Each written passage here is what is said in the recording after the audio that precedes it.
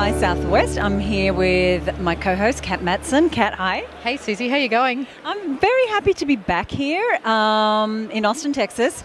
Tell me, I'm finding it quite different to last year. What about you? Very different, very. It's quieter. There's not as many people.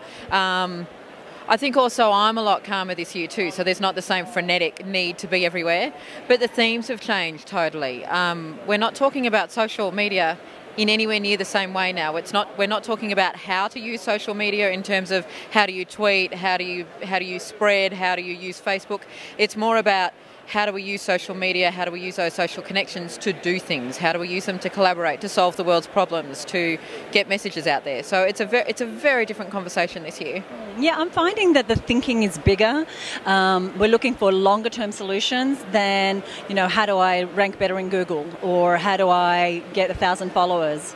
Oh, well, we heard from Elon Musk yesterday, who is, he's the CEO of Tesla, which is an electric car company, but he's also the CEO of SpaceX, and he wants to send a manned mission to Mars purely and simply because he said to himself, why aren't we on Mars yet?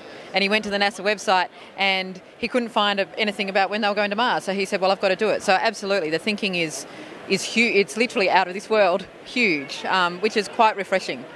We saw Al Gore as well yesterday. The level of speakers at this conference is just incredible. So what struck you about what he had to say? So many things strike me when I listen to Al Gore. I heard him speak last year and was blown away by his ability to articulate his ideas and to communicate them in a way that even people who don't get what he's talking about can get it. The second thing that I got was his willingness, his willingness to take on the chin the criticism that opposing sides might take. One of the themes that I'm seeing across all the speakers I've seen so far, they're willing to be bold. They're willing to say what they think and then cop the flack if they need to. Interestingly enough, then the conversation that happens isn't one of flack or criticism, it's a robust debate, robust, juicy conversation.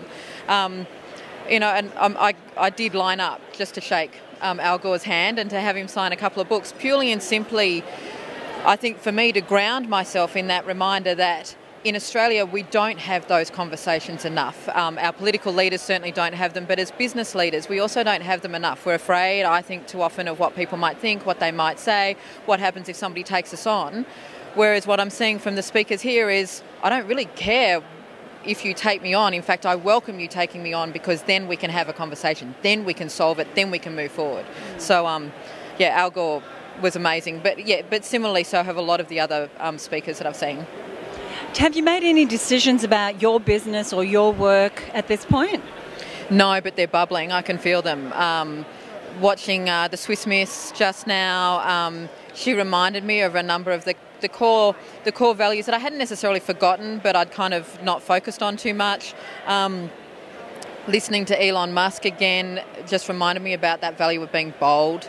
So no core decisions, and certainly not at the tactical level like we've spoken about before in terms of, I must blog more, I need to tweet more, or anything like that. It's far, my inspiration is now more, what's the next thing that I need to do business-wise, that I need to do personally, and how do I make that happen? So there's some things bubbling under the surface for you, and so if it's not about the tactical, how am I going to use social media better, what tools do I need, then what is it about?